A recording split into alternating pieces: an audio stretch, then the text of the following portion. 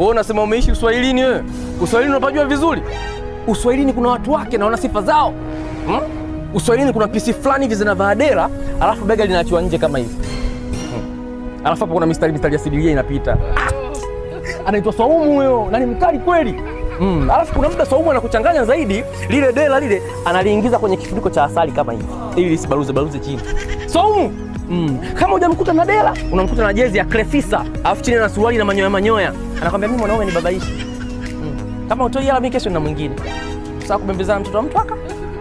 Swaumu ana kope zimekaa hivi kubwa. Tumepata vizuri. Swaumu hana shida na simu, anatumia kitochi. Na ana chat angalii. Na anaweza kupiga story na mtu uko na chat. Ukisikia anaenda kama Abduli, anatafuna hapo. Send. Swaumu huyo. Alafu lazima awe mwembamba. Awe mabiti. Lazima. Hiki lazima kionekane hiki. Kinaitwa clavicle au collarbone au stop dish. Humwambii kitu kuhusu Ottoman, mtauana. Osman Bey, mtauana pale.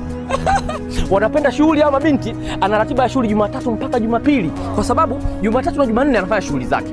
Jumatano shughuli anayo. Umenipata hapo. Alhamis Maabduli anasemwa, anachambwa kwa nini anapenda kuumiza watu. Ijumaa Maashura anamcheza mwanae. Jumamosi anavunja kikoba. Lazima kuna sherehe iwepo pale. Jumapili unakumbuka Maabduli aliyechambwa Alhamis yule, anakuja na wenzake sasa kufanya revenge.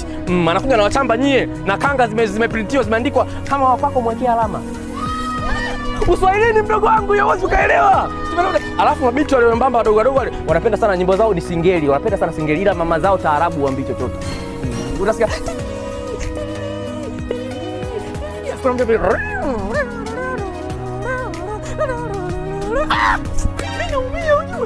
Na Swaumu alikuwa apendi shule. Picha inaanza darasani alikuwa analala tu fofofu. Na kweli form 4 alipata 4. Mnaambia masuala ya elimu what 4? Can't you take it to the head? Lazima Swaumu awe na boda wake. Hawa mabinti lazima awe na boda. Alafu anakuanga na majina fulani tutasikia Dizo. Dizo na siri nyingi za Swaumu ila ongee chochote. Kwanza kashabdesiwa na yeye. Sasa tu ndio hivyo. Silent treatment, never talk before. Sisi tumenipata vizuri? Na Dizo muda wote macho mekundu. Anafika na bodaboda pale anasema mwambie umefika. Swaumu anatoka pale na melemeta amependeza chini na vikuku. Ila yeye anaenda kula bata hadi mnyama tu. Sisi tumenipata vizuri. Wewe ukaelewa bila dimbili. Na Dizo anamvumilia Swaumu kwa sababu Swaumu ana akili ya maisha. Anamshauri vitu vingi kwenye maisha. Juzi tu hapa Swaumu alienda kwenye geto la Dizo. Amesikitishwa. Amelia sana, ametoa machozi anamwambia Dizo hili joto mimi siliwezi. Kwani usiende pale baridi kuna AC za kulipia kidogo jamani? Dizo unapata hela, unashindwa kupata 9,000 kwa mwezi. Wapi baridi? Ndani ya miaka 3 AC ni ya kwako.